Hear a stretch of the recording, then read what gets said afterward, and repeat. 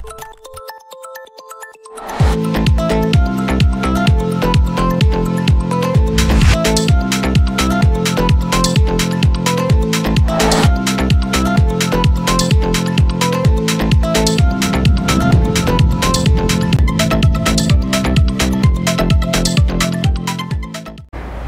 Sumsel 24 jam hari ini. Peserta Lomba Cerdas Cermat Museum 2021 mulai bertanding pada babak penyisihan.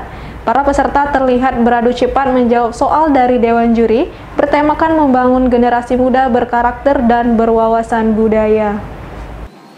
Puluhan siswa terlihat cukup semangat dalam menjawab sejumlah soal yang diberikan Dewan Juri dalam Lomba Cerdas Cermat yang digelar Museum Negeri Sumatera Selatan. Dalam babak penyisihan ini, sedikitnya ada 27 SMP dan MTS yang beradu kecepatan dalam menjawab soal. Kepala Museum Negeri Sumatera Selatan Haji Chandra Amprayadi SH mengatakan, kegiatan ini berlatar belakang tugas museum untuk menyebarluaskan informasi benda sejarah dari berbagai ragam bentuk warisan budaya Nusantara dan meningkatkan apresiasi masyarakat terhadap museum dengan memanfaatkan koleksi museum dalam berbagai kegiatan. Selain itu, kegiatan yang menjadi bagian dari Ayo ke Museum ini juga memantik semangat siswa agar memahami sejarah. Untuk itulah, tema yang diusung dalam lomba ini sendiri terfokus pada membangun generasi muda berkarakter dan berwawasan budaya. Alhamdulillah pada tahun ini diikuti oleh beberapa daerah termasuk dari Banyuasin, Patlawang, Oku, Ramuli. Total peserta berjumlah 27 peserta, yang mana dari tingkat SMP dan MTS. Tim pembuat soal kita ambil dari museum, dari budayawan, dari aksi, dari Palpres sendiri, dan dari akademisi. Dari kegiatan ini kita untuk memacu anak-anak didik, terutama anak-anak sekolah, untuk benar-benar mencintai museum, karena museum ini merupakan sumber dari segala ilmu. Karena di museum ini budaya-budaya masa lalu dan budaya-budaya masa sekarang akan terpelihara baik apabila anak-anak datang ke museum dan mereka tahu bahwa museum itu merupakan tinggalan budaya dan tinggalan sejarah masa lalu dan bisa kita berdoa untuk masa akan datang. Sementara Ketua Panitia Lomba Cerdas Cermat Museum 2021 Tamzi menyebutkan peserta Lomba Cerdas Cermat Museum untuk siswa SMP MTS Sumsel adalah satu tim terdiri dari 3 siswa yang berasal dari 27 SMP atau MTS Sumsel. Peserta yang sudah menjadi juara 1 dan mewakili di tingkat nasional tahun 2020 tidak diperkenankan mengikuti Lomba Cerdas Cermat Museum tahun 2021. Sementara itu, Ketua Dewan Juri yang juga Ketua Asosiasi Guru Sejarah Indonesia Sumsel, Mary Hamraini SPD MM menjelaskan, materi Lomba Cerdas Cermat Museum mencakup sejarah kebudayaan Indonesia sebesar 40%, sejarah perjuangan bangsa dengan persentase 30% dan permusiuman 30%. Jadi persiapannya sudah panjang ya? Apa aja nih yang dipersiapin nih? Pertama kami persiapan materi, habis itu selain materi juga kami siapin yel-yelnya juga. Ya. Sambil menunggu ini sudah keliling-keliling di museum? Sudah. Kemana aja nih sudah ke pameran? Ke pameran 1, 2, 3, ke rumah Limas juga kemarin udah. Terus harapannya nih gimana nih? Ya, bisa bawa pulang piala. Ya. Amin. Masuk 3 besar atau juara 1 nih? Juara 1 kalau bisa. Juara 1 ya. Kita dari SMP mana? SMP Negeri 1 Tebing Tinggi. Tebing Tinggi dari Kabupaten Patlawang ya. Persiapannya nih Jariska untuk ikut Cerdas Cermat ini? Sebelum dari ke museum ini kami sudah belajar untuk persiapan perlombaan ini. Sudah belajar untuk semaksimal mungkin untuk meraih juara.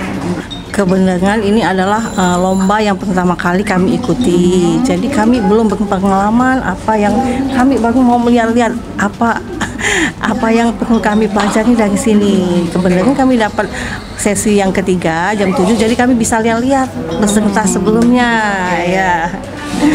Harapannya kami bisa maju ke babak berikutnya. Reporter dan juru kamera tim Sumsel 24 jam palpres.com. Pemirsa, Sultan Iskandar Mahmud Badarudin secara spesial memenuhi undangan pengajian warga Desa Gelebak Dalam, Kabupaten Banyuasin kemarin. Kedatangan Sultan Iskandar karena daerah tersebut dulunya wilayah logistik pada masa Sultan Muhammad Bahauddin. Sultan Iskandar Mahmud Badarudin disambut tokoh adat dan warga desa Gelebak Dalam, Kecamatan Rambutan, Kabupaten Banyuasin. Kehadiran Sultan Iskandar ini memang ditunggu warga untuk mengisi pengajian yang rutin diselenggarakan warga. Kepada palfresh.com, Desa Gelebak Dalam memiliki cerita yang berkaitan dengan Kesultanan Palembang Darussalam. Desa ini sendiri merupakan wilayah logistik pada masa Sultan Muhammad Badarudin bin Sultan Susuhunan Ahmad Najamuddin Adi Kusumo. Dulunya, sambung Sultan, desa ini bernama Sri Kuto Parung Priai. Namun setelah kemerdekaan berganti nama menjadi Gelebak Dalam. Untuk itulah, pihaknya melakukan pembinaan kepada warga yang ada di desa ini mulai dari pelestarian adat istiadat, ketauhidan hingga pengembangan ekonomi. Pembinaan sendiri sudah dilakukan sejak tahun 2006 silam. Selain itu, pihaknya juga melakukan pembinaan ekonomi warga dengan membentuk sentra ekonomi.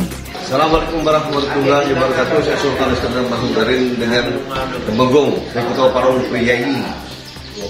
Sekarang ini setelah melakukan tadi pagi kami melakukan pengajian, ada sesuatu hal yang sangat menarik berkaitan dengan lokal jenis dan hak kekayaan intelektual dari marga Sri Kuto Parung Priai, di mana kita tadi melihat pembuatan daripada tanjak Sri Kuto Parung Priai, dan ini harus dapat terus dilaksanakan oleh Temenggung Sri Kuto Parung Priai.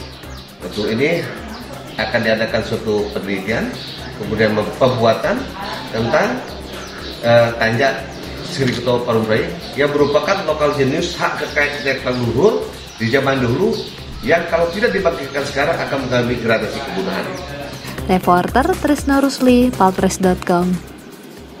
Berkas dugaan korupsi yang dilakukan dua mantan kades di Kabupaten Muba mulai dilimpahkan ke Kejaksaan Negeri Sekayu. Kedua kades ini diduga sudah melakukan korupsi alokasi dana desa. Anggota Unit Pidana Korupsi Satreskrim Polres Muba melimpahkan dua kasus korupsi alokasi dana desa kepada Kejaksaan Negeri Sekayu dengan dua tersangka, yakni mantan Kades Keputaran Kecamatan Pelakat Tinggi Bayumi dan mantan Kades Madia Mulia Kecamatan Lalan Hermanto. Kapolres Muba AKBP Alamsyah Pelupesi mengatakan, untuk tindak pidana korupsi yang dilakukan tersangka Bayumi diduga merugikan negara sekitar 413 juta rupiah, sedangkan tersangka Hermanto diduga sudah merugikan negara sebesar 74 juta rupiah. Sementara itu, tersangka Bayumi mengaku jika perbuatannya tersebut dilakukan untuk membayar hutang saat dirinya mencalonkan sebagai kades. Informasi yang diterima dan hasil penyelidikan dari kepolisian, ternyata alokasi dana desa yang tadinya diperuntukkan untuk kegiatan fisik termasuk ekonomi produktif dan biaya operasional desa, ternyata ini masih ada beberapa yang fiktif dan mengalami kerugian negara sebesar 413.853.000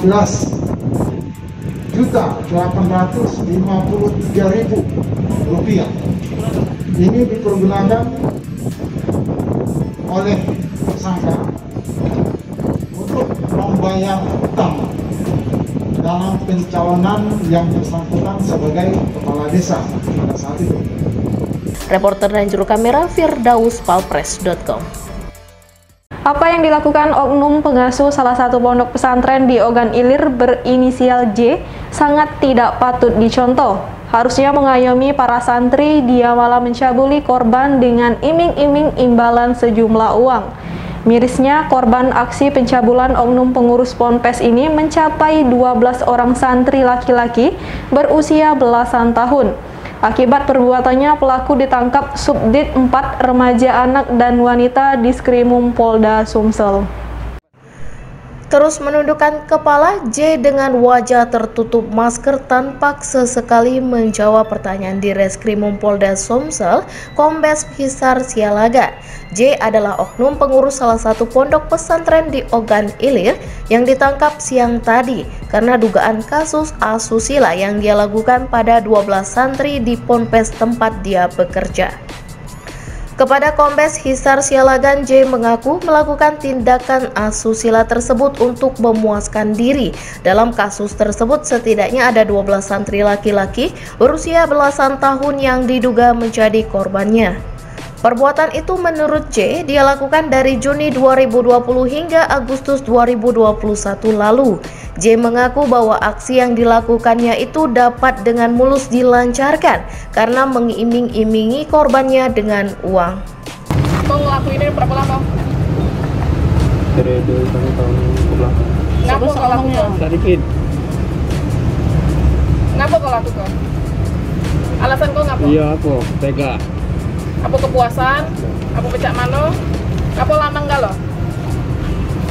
Ngomong-ngomong. Penasaran kepuasan. Kepuasan? Penasaran dan kepuasan. Ah? Penasaran dengan kepuasan. Penasaran dengan kepuasan. Berapa banyak yang kau ucapkan? Belum. Mas, ada ketertarikan sama perempuan? Mas, kita ada ketertarikan nggak sama perempuan, Mas? Ah, ada cewek enggak? Kau ada cewek? Kepada wartawan di Reskrimum Polda Sumsel, Kombes Hisar Sialagan menegaskan dari 12 orang korban, 6 diantaranya sampai mengalami tindak sodomi. Menurut Hisar, pelaku melakukan aksinya dengan cara menghampiri korban yang sedang tertidur.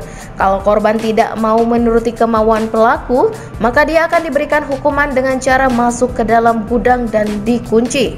Atas ulahnya, pelaku terancam pasal 82 ayat 1, 2, dan 4 Junto 76 Undang-Undang Republik Indonesia Nomor 17 Tahun 2016 tentang Perpu Nomor 1 Tahun 2016 tentang perubahan kedua atas Undang-Undang Nomor 23 Tahun 2003 tentang perlindungan anak dengan ancaman hukuman 5-15 tahun penjara. Ada beberapa dari 12 anak itu berbeda dan perlakuannya berbeda. Dari yang keterangan yang kita gali untuk sementara ini, yang dilakukan perbuatan susila dengan disodomi ada 6 anak. Yang lain memegang alat kelamin dan melakukan onani untuk tersangka. Anak-anak itu ada yang dirayu, ada juga yang diancam. Dan ini dilakukan mulai dari periode bulan Juni tahun 2020 sampai kemarin perkara ini dibongkar. Jadi lebih dari setahun perbuatan ini. Ponpes ya tadi ya, pondok pesantren ya. Lembaga pendidikan yang ada di Ogan Ilir yang menyediakan fasilitas asrama. Itu korbannya laki-laki semua tadi? Anak-anak laki-laki semua? Semuanya itu di asrama laki-laki dan korbannya semuanya laki-laki. Reporter dan juru kamera Kurniawan, palpress.com. Berita terakhir Sumsel 24 jam hari ini. Informasi ditangkapnya oknum pengasuh salah satu pondok pesantren yang ada di Desa Talang Pangeran Ulu, Kecamatan Pemulutan, Kabupaten Ogan Ilir karena diduga mencabuli 12 orang santri menyebabkan pihak ponpes seperti menutup diri. Kepada wartawan yang datang di lokasi ponpes, pihak pengurus ponpes menolak berkomentar dan minta agar wartawan mencari keterangan dari pihak kepolisian. Berita ditangkapnya oknum pengurus salah satu pondok pesantren yang ada di Desa Talang Pangeran Ulu, Kecamatan Pemulutan, Kabupaten Ogan Ilir karena diduga mencabuli 12 orang santri, tidak mengganggu jalannya proses belajar mengajar di ponpes tersebut. Para santri masih tampak belajar seperti biasa. Namun saat palpress.com dan sejumlah wartawan hendak mengkonfirmasi masalah dugaan asusila yang membelit J, salah satu oknum pengurusnya, pihak ponpes terkesan menghindari dan menutup diri.